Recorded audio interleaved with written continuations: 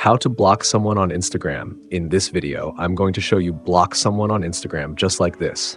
All right, so follow these straightforward steps to ensure your account remains a safe space. First, open the Instagram app on your device and log in if necessary.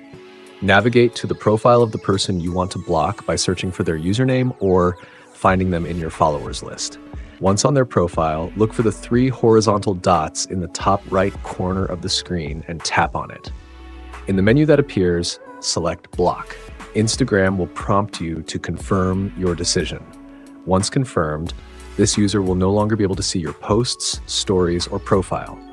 They also cannot send you messages or interact with your content in any way.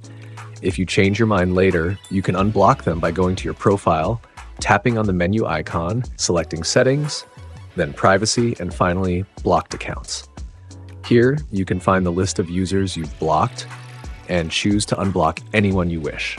Blocking is an effective way to manage your interactions on Instagram and maintain control over who can see and engage with your content.